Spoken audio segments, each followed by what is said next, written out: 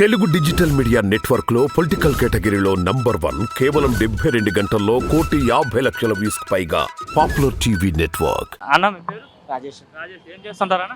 Auto driver. Auto driver. ఎట్లా ఉన్నాయన్న గిరాకీలు? బాగున్నాయి. బాగానే ఉన్నాయా? ఏంటి రాజమండ్రిలో ఈసారి ఎమ్మెల్యేగా ఎవరు గెలుస్తున్నారు? వాసు గారా, భర్త గారా? కరెక్ట్గా వస్తాం. భర్త గారా. ఏంటి అన్న భర్త గారి పేరు చెప్తున్నా? ఇలా ఉందంటే ఆయనే కానీ కారణం. ఇప్పుడు వచ్చి ఎవరు ఇలా చేయలేదు. ఏం అంటే చేశాడు ఆయన? డెవలప్మెంట్ ఇప్పుడు చాలా ఇప్పుడు ఎలా తిరుగుతామంటే ఆయనే. ఉమ్, రోడ్లు బాగున్నాయి, పార్కులు. ఉమ్. వేరే విలేజ్ ఏమి వెళ్ళకుండా మన ఊర్లోనే ఉండొచ్చు హ్యాపీగానే. ఇంతకుముందు ఇవన్నీ లేవా? ఈ పార్కులు, ఈ రోడ్లు ఇట్లా లేవా?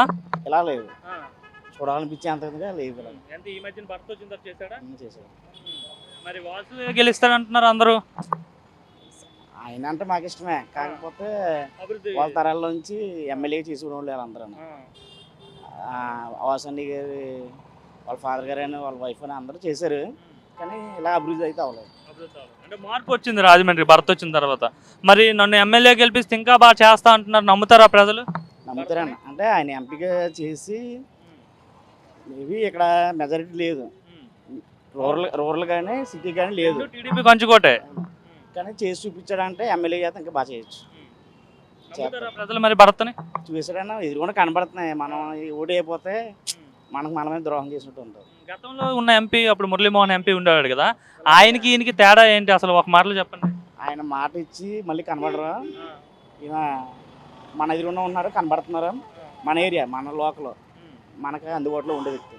తిరుగుతుంటాడా ప్రజల్లో సామాన్యులతో? తిరుగుతున్నారండి, బాగా చేస్తారు. బయటికి రాడు భరత్ అని చెప్తున్నారు. బయటికి రాకుండా ఇంటి పనిలో అవ్వదు.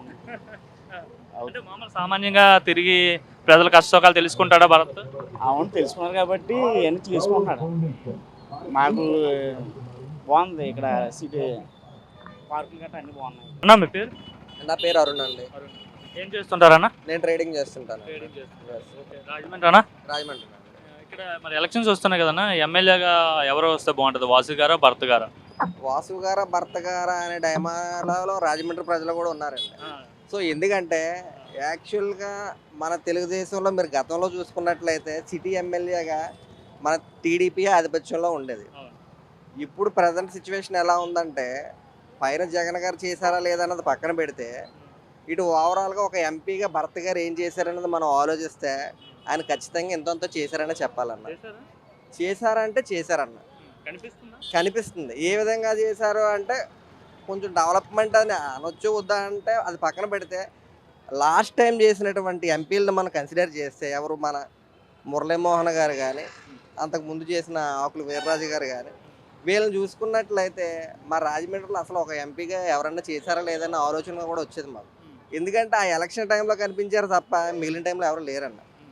కానీ భర్త గారు లైవ్లోని ప్రతిరోజు గుడ్ మార్నింగ్ ప్రోగ్రాం ద్వారా ఉన్నారు, లేదా ఆయన చేసినటువంటి చిన్న చిన్న కార్యక్రమాలు మనం కళ్ళతో చూడొచ్చు. ఇప్పుడు యాక్చువల్గా నేను ఫ్యామిలీతో వాక్ చేసుకుంటూ వచ్చాను.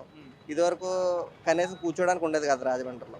బట్ అలాంటి కొన్ని ప్లేసెస్ని ఆయన నేనైతే చేశారనే చెప్తాను. ఇతనికి అంటే మీరు అన్నారు ఎంపీలకి, గత ఎంపీలకి ఈ ఎంపీకి చాలా తేడా ఉందని అంటున్నారు, వాస్తవమేనది? ఈయన ప్రజల్లో ఉంటాడా నిత్యం ఈయన యాక్చువల్లీ? ఖచ్చితంగా వాస్తవానండి. నేను ఎక్కడికో గతం అంటే లాస్ట్ ఎంపీకి ఈ ఎంపీకి మాత్రమే చెప్తున్నాను, ఐడియా లేదు నాకు. సో ఈయనైతే మాత్రం అసలు ఖచ్చితంగా ప్రజల్లో ఉన్నారనే చెప్తాను నేను. ఖచ్చితంగానండి. భరత్ అనేటువంటి వ్యక్తి ఒకరు ఉన్నారని, ఈవెన్ ఆయన రూరల్లో కూడా విజిట్ చేశారు, ప్రతి గ్రామాలను.